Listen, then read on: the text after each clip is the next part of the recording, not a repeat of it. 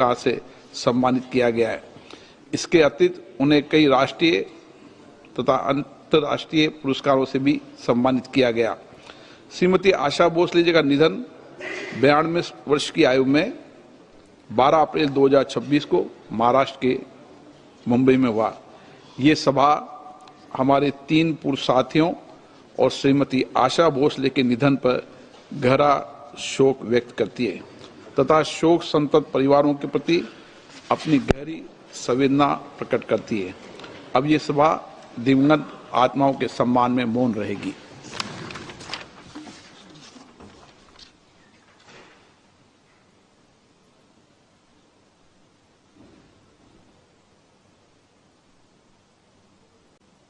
ओम शांति।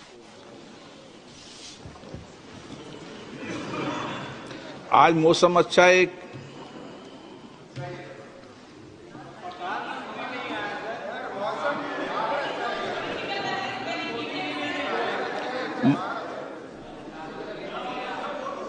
बोलना है। माननीय सदस्य,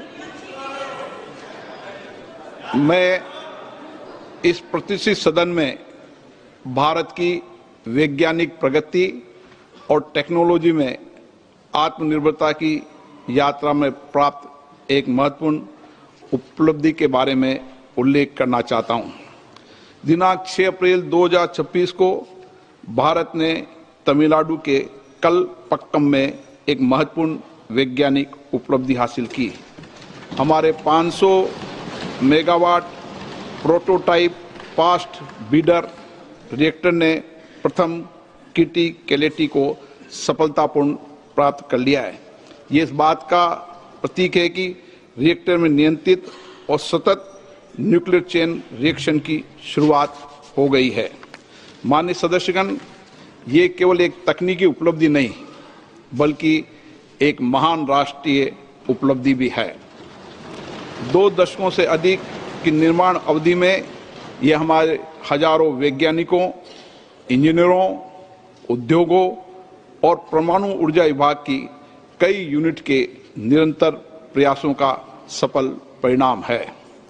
इस ऐतिहासिक उपलब्धि से न्यूक्लियर एनर्जी मिशन को प्रोत्साहन मिला है और माननीय प्रधानमंत्री नरेंद्र मोदी द्वारा घोषित वर्ष 2070 तक नेट जीरो एमिशन लक्ष्य को हासिल करने की भारत की वैश्विक प्रतिबद्धता को भी मजबूती मिली है।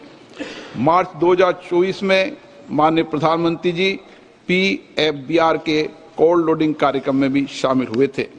हमारे सीमित यूरेनियम संसाधनों और समृद्ध थोरियम भंडारों का विवेकपूर्ण उपयोग करने के लिए भारत की न्यूक्लियर रणनीति की 3 चरणों में परिकल्पना की गई है।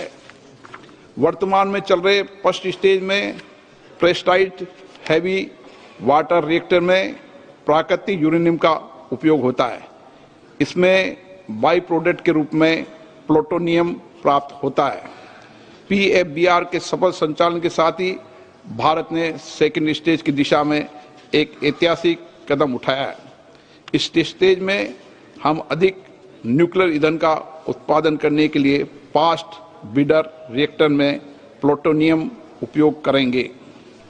परंपरागत रिएक्टर की तुलना में एक फास्ट ब्रीडर रिएक्टर में अपनी ईंधन खपत के मुकाबले ज़्यादा ईंधन का उत्पादन करने की विशिष्ट क्षमता होती है। हमारी थर्ड स्टेज थोरियम यूरेनियम पर आधारित रिएक्टर होगा। इससे ऊर्जा का सतत और दीर्घकालीन भविष्य सुनिश्चित होगा। ऐसे समय में जब भारत की ऊर्जा की जरूरतें तेजी से बढ़ रही है, हम स्वच्छ ऊर्जा के लिए पूरी तरह प्रतिबद्ध हैं। न्यूक्लियर पावर एक ऐसा स्रोत है जो हमें भरोसेमंद 24 घंटे और कम कार्बन वाली बिजली उपलब्ध कराता है। सभी हितधारकों के लिए सिविल न्यूक्लियर ऊर्जा सेक्टर को खोलने के लिए इसी सदन ने दिसंबर 2025 में शांति एक्ट पारित किया था। राष्ट्रव्यापी दृष्टिकोण के साथ हम 100 गीगावाट न्यूक्लियर ऊर्जा के लक्ष्य को हासिल करने की दिशा में सक्रिय रूप से आगे बढ़ रहे हैं। PFBR के क्रिटिकलिटी हासिल करने के साथ ही भारत ने लंबे समय से परिकल्पित इस प्रोग्राम के दूसरे चरण में प्रवेश कर लिया है। PABR भारत के निरंतर प्रयास, इनोवेशन और राष्ट्रीय प्रतिबद्धता का गौरवपूर्ण साक्षी है। यह हमारी वर्तमान क्षमताओं को भविष्य की अधिक सतत और आत्मनिर्भर न्यूक्लियर ऊर्जा से जोड़ने वाली एक महत्वपूर्ण कड़ी है। ये उपलब्धि पूरी तरह स्वदेशी प्रयास के द्वारा हासिल की गई है। ये reactor Indira Gandhi atomic research centre द्वारा डिजाइन किया गया है। इसे nuclear power corporation of India limited ने बनाया है। इसमें अन्य भारतीय उद्योगों की भी महत्वपूर्ण भागीदारी है। यह हमारे वैज्ञानिकों के इकोसिस्टम और राष्ट्रीय सहभागिता की शक्ति का गौरवशाली प्रतीक है। माननीय सदस्य, इस उपलब्धि के साथ ही भारत इस एडवांस टेक्नोलॉजी में विशेषज्ञता हासिल करने वाले चुनिंदा देशों में शामिल हो गया है। इसने राष्ट्र को एक ऐसे राष्ट्र के रूप में स्थापित किया है जो जटिल और फ्रंटियर टेक्नोलॉजीज को पूरे आत्मविश्वास और आत्मनिर्भरता के साथ विकसित और उपयोग करने में सक्षम है। इससे महत्वपूर्ण बात यह है कि इस उपलब्धि से अपनी क्षमताओं पर भरोसा करने वाले और एक सुरक्षित, सतत एवं आत्मनिर्भर भविष्य के निर्माण पर जोर देने वाले देश का विश्वास दिखाई देता है। इसके अलावा PABR के सफल संचालन से देश में न्यूक्लियर ऊर्जा का विस्तार आसान होगा और हम अपने कार्यक्रम के तीसरे चरण की ओर तेजी से बढ़ पाएंगे। इससे एडवांस रिएक्टर टेक्नोलॉजी, ईंधन साइकिल सिस्टम और हाई एंड इंजीनियरिंग में नए अवसर खुलेंगे। माननीय सदस्यगण, ये उपलब्धि एक नई शुरुआत है। ऐसी शुरुआत जो हमारे वैज्ञानिक पायोनियर्स के विजन को आगे बढ़ाती है।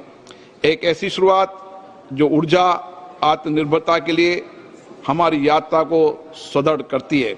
एक ऐसी शुरुआत जो हमें विकसित भारत के लक्ष्य के निकट लाती है। ये एक ऐसा पल है जो हमारे समग्र भविष्य को आकार देने और हमारी साझा आकांक्षाओं को पूरा करने वाली विज्ञान और तकनीकी शक्ति में हमारे भरोसे को मजबूत बनाता है। PABR के नियंत्रित चेन रिएक्शन की पहली चिंगारी केवल ऊर्जा उत्पादन क्षेत्र की उपलब्धि ही नहीं है, बल्कि आने वाली पीढ़ियों के उज्जवल भविष्य का संकेत है। मैं आज इस सदन की ओर से इस उपलब्धि को संभव बनाने वाले वैज्ञानिकों, इंजीनियरों, टेक्नीशियन और इंडस्ट्री पार्टनर और सभी हितधारकों को के समर्पण और परिश्रम की सराहना करता हूं। सदन भी तालियां बजा दे तो सराहना हो जाएगी।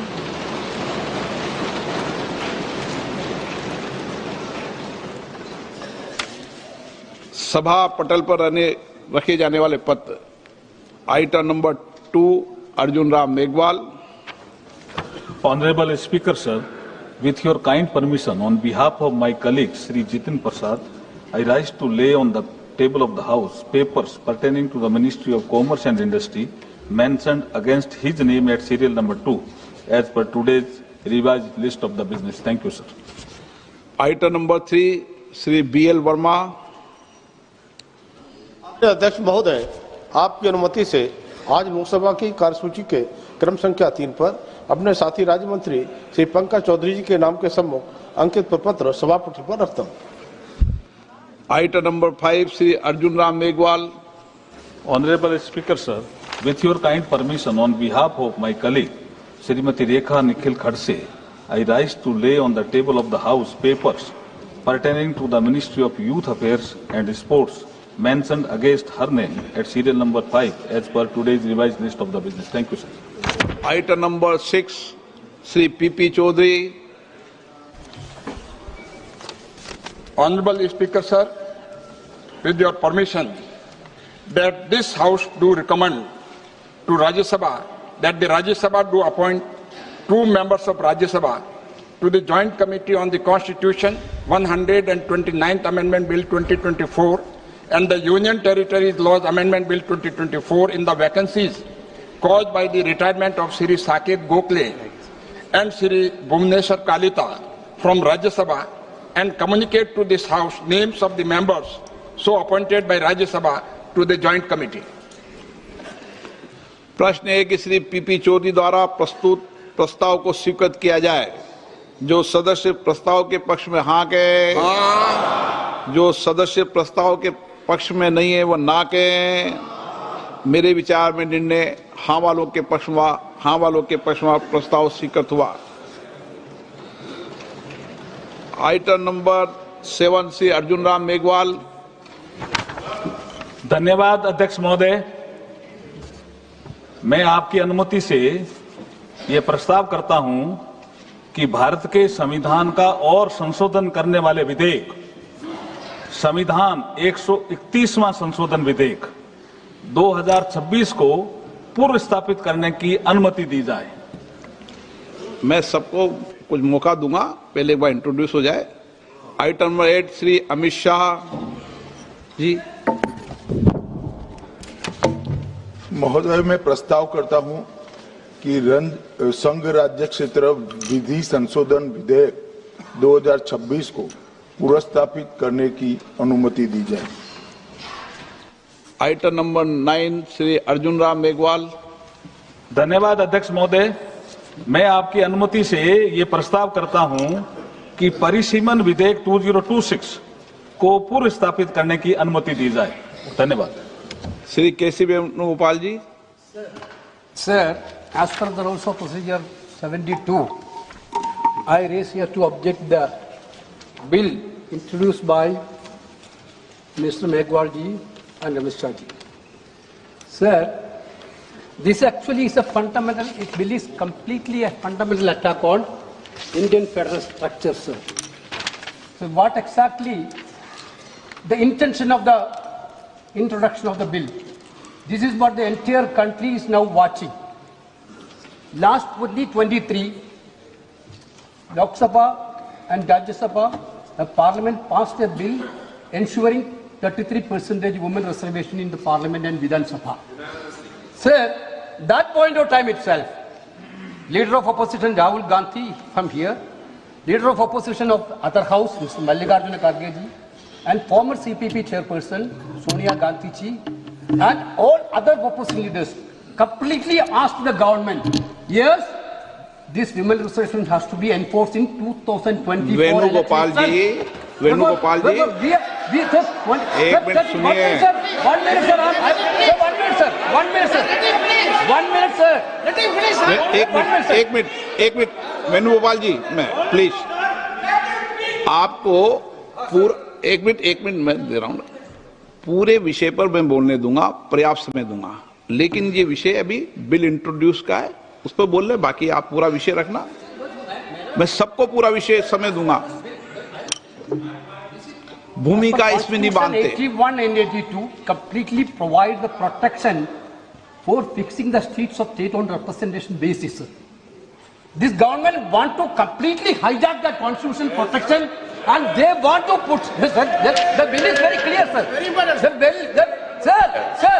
नहीं, मेरा एक अनुरोध है, मेरे को आपने स्पीकर ने कहा है आप बोल सकते हैं, मगर स्पीकर ने जब कहा कि रूल 72 में है, आप इंट्रोडक्शन को अपोज करने के लिए रूल्स 72 में जो आप बोलना चाहते हैं तो वो टेक्निकल विषय है।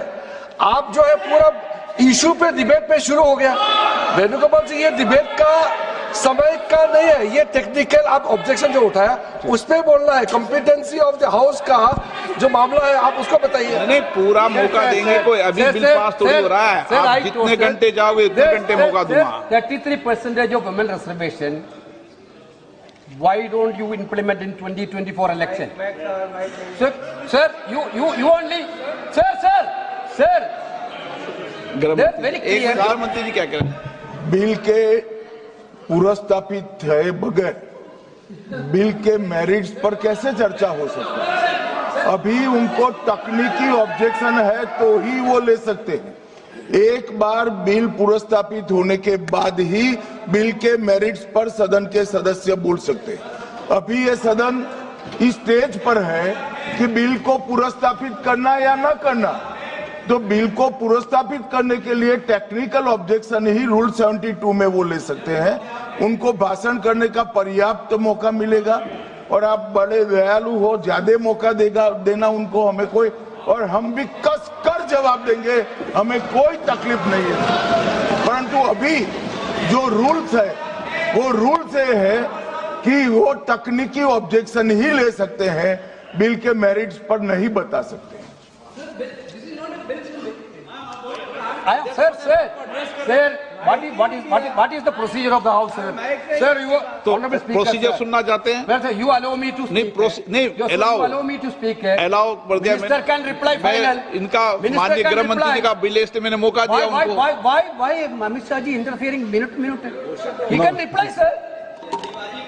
What is there, sir? No, You no. can reply. You can reply. Sir, my point is very clear. Sir, this bill. चालू है, माइक चालू है, आपका ही बंद होता है, इनका बंद नहीं होता। Mic is not watching. Mic चालू है।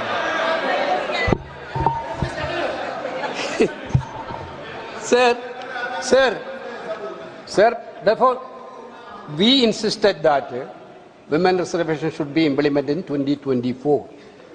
You brought a bill that women reservation will be implemented after the census and census after delimitation. Venugopal ji, This is by the government only, not from opposition. Now you are telling delimitation and census is not possible before 2029. Therefore, you have a better example in Assam. You have a better example in Jammu Kashmir. How you completely done the delimitation exercise. Every entire country know that. You want to centralize that delimitation now nationally. Sir, my point is that, sir, this is against the. This is against. Sir, you. When Indira Gandhi ji was the Prime Minister, the protection of the state has been given by the Constitution. 25 years. Sir, Atal Bihari Vajpayee ji also in 2001. Atal Bihari Vajpayee also extended that protection. Now you want to take away the protection given by Indira ji and Atal Bihari Vajpayee. Your intention is very clear, sir. Your intention is to hijack Indian democracy. You know about the Indian people mindset. You are scared of 2029 election. You want an escape route to cover up that 2029. That is why you bring the anti-constitutional bill. Therefore, I think the minister has to withdraw this bill, sir. This is the minister has to withdraw the bill. मैं पहले ही सदन को बता दूं कि इस bill पर व्यापक चर्चा होगी, इसलिए आप अपने विषय को जब व्यापक चर्चा हो जब बोलें, और पर्याप्त समय आपको दूंगा, कोई समय की कमी नहीं रहेगी। अभी नियम प्रक्रियाओं से सदन चले, 72 में ही आप ऑब्जेक्शन करें, ये मेरा आग्रह है आपसे। धर्मेंद्र यादव जी, आपको देंगे। धन्यवाद अध्यक्ष जी। पहले सबसे पहले आपका। मैं अपनी पार्टी और अपने नेता आदरणीय अखिलेश जी की ओर से ये जो तीनों ही के तीनों बिल आए हैं, संविधान संशोधन बिल, परसीमन बिल, संघराज्य बिल, तीनों ही बिलों का पुरजोर विरोध करता हूं सभापति जी, और संवैधानिक आधार पर करता हूं। देश के संविधान में हम संसद को पावर इस बात की दी गई है कि संविधान की सुरक्षा करें, सुरक्षा करें, लेकिन सभापति जी आज एक ऐसे बिल आए हैं कि हम लोग संविधान को ही तोड़ना, मरोड़ना, फोड़ना चाह रहे हैं, और इसका हम समाजवादी पार्टी के लोग पुरजोर विरोध करते हैं। सभापति जी, विरोध के आधार हैं। सभापति जी, जिस तरह से डिलिमिटेशन को जनगणना से पृथक किया जा रहा है, ये मैं समझता हूं संविधान की भावनाओं के पूरी की तरह से विरोध में है। जिस तरह से महिला बिल के नाम पर महिला बिल की चाशनी, अध्यक्ष जी एक बार तो देना पड़ेगा अध्यक्ष जी, नहीं देंगे, दीजिए। ऐसे नहीं महिला बिल की चाशनी के नाम पर जो हाल कश्मीर का हुआ है, आसाम का हुआ है, वही हाल पूरे देश के करने का जो प्रयास है, हम संपूर्ण विपक्ष की ओर से इसका हम पुरजोर विरोध करेंगे। सभापति जी एक आधी बात, और इस बिल के अंदर जब तक पिछड़े वर्ग की महिलाएं, जब तक मुसलमान भाइयों की महिलाएं नहीं शामिल की जाएंगी, हम समाजवादी लोग इसका साथ नहीं देंगे। और एक बात और स्पष्ट करना चाहता हूं, समाजवादियों से बड़ा महिलाओं का हितैषी इस देश की कोई पार्टी नहीं है। आज भी आपसे ज्यादा प्रतिशत हमारे अंदर महिलाओं की है। इसलिए सभापति जी, आपके माध्यम से सरकार से अनुरोध है कि इस बिल को, संविधान संशोधन बिल को, प्रशीमन बिल को, केंद्र राज्य संशोधन बिल को वापस लिया जाए और जो 2023 में महिला बिल लागू किया इस सदन ने, उसका अनुपालन किया जाए, देश के अंदर लागू किया जाए। अब सब सीनियर सदस्य हैं, सबको बार बार टोकने का, रोकने का कहेंगे तो अध्यक्ष महोदय हमें रोकते हैं, टोकते हैं। इसीलिए क्या महिला आरक्षण के खिलाफ हैं क्या आप?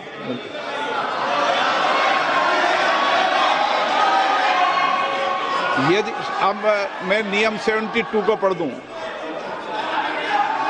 नियम 72 को पढ़ दूं, एक मिनट, एनके प्रेमचंद्र जी, नियम 72 क्या कहता है ये पहले सबको स्पष्ट कर दूं। यदि किसी विधेयक को पुरस्तापित करने की अनुमति के प्रस्ताव का विरोध किया जाए तो अध्यक्ष द्वारा यदि ठीक समझा जाए और प्रस्ताव का विरोध करने वाले सदस्य प्रस्ताव को पेश करने वाले सदस्य द्वारा संक्षिप्त वक्तव्य दिए जाने की अनुज्ञा देने के बाद बिना अग्रतर वाद विवाद के प्रश्न को रखा जा सकेगा। परंतु जब प्रस्ताव इस आधार पर विरोध किया जाए कि विधेयक ऐसे विधान का, लेजिस्लेटिव कॉम्पिटेंस का, ऐसे विधेयक का, विधान का सूत्रपात करता है जो विधायन क्षमता से परे है, तो अध्यक्ष द्वारा उस पर पूर्ण चर्चा की आज्ञा दी जा सकती है।